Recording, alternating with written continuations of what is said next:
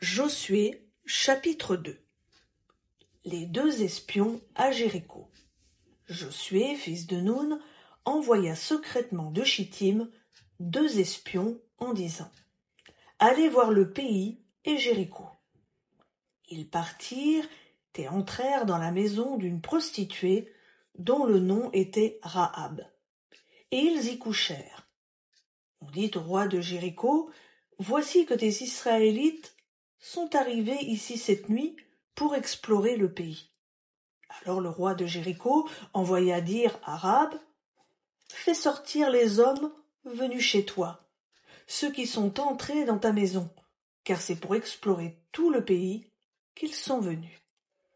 Mais la femme emmena les 2 hommes, les cacha et dit : Oui, ces hommes sont venus chez moi, mais je ne savais pas d'où ils étaient.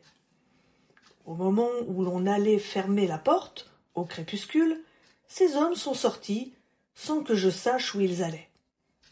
Hâtez-vous de les poursuivre, et vous les rattraperez. En fait, elle les avait fait monter sur le toit et les avait dissimulés dans les tiges de lin arrangées pour elles sur le toit. Ces gens les poursuivirent sur la route du Jourdain jusqu'au gué, et l'on ferma la porte après la sortie des poursuivants.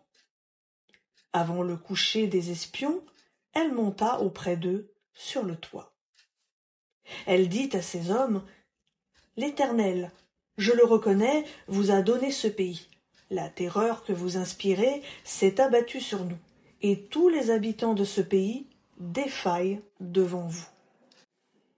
Car nous avons appris que l'Éternel a mis à sec devant vous les eaux de la mer des Joncs lors de votre sortie d'Égypte, et comment vous avez traité les 2 rois amoréens qui régnaient en Transjordanie, Sihon et Og, que vous avez voués à l'interdit.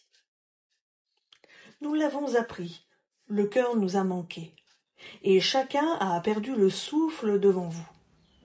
Car l'Éternel, votre Dieu, est Dieu dans les cieux, là-haut et sur terre, ici-bas. Et maintenant, faites-moi donc un serment par l'Éternel, comme j'ai usé de loyauté envers vous. Vous aussi, vous userez de loyauté envers ma famille. Vous me donnerez un signe qui soit certain. Vous laisserez vivre mon père, ma mère, mes frères, mes sœurs et tout ce qui est à eux, et vous nous ferez échapper à la mort. Ces hommes lui dirent : Nous sommes prêts à mourir pour vous, pourvu que vous ne divulguiez pas cet engagement entre nous. Quand l'Éternel nous donnera le pays, nous userons envers toi de loyauté et de fidélité. Elle les fit descendre avec une corde par la fenêtre, car sa maison était dans le mur même du rempart. C'est dans le rempart qu'elle habitait.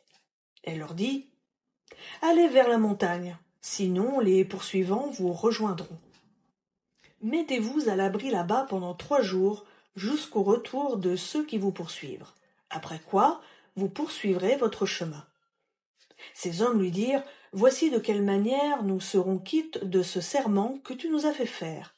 À notre arrivée dans le pays, attache ce cordon de fil écarlate à la fenêtre par laquelle tu nous as fait descendre, et groupe auprès de toi, dans la maison, ton père, ta mère, tes frères et toute ta famille. Quiconque franchira les portes de ta maison pour sortir, son sang sera sur sa tête, et nous autres serons quittes. Mais si l'on met la main sur l'un de ceux qui seront avec toi dans la maison, son sang sera sur notre tête. Si tu divulgues cet engagement entre nous, nous serons quittes du serment que tu nous as fait faire. Elle dit : Qu'il en soit selon vos engagements. Elle les laissa partir, et ils s'en allèrent. Elle attacha le cordon écarlate à la fenêtre. Ils partirent, arrivèrent à la montagne, et y restèrent 3 jours jusqu'au retour de ceux qui les poursuivaient. Les poursuivants cherchèrent tout au long du chemin sans les trouver. Les 2 hommes redescendirent alors de la montagne et traversèrent le Jourdain. Ils arrivèrent auprès de Josué, fils de Nun, et lui racontèrent tout ce qui leur était arrivé. Ils dirent à Josué, « Certainement l'Éternel a livré tout le pays entre nos mains. Même tous les habitants du pays défaillent devant nous. »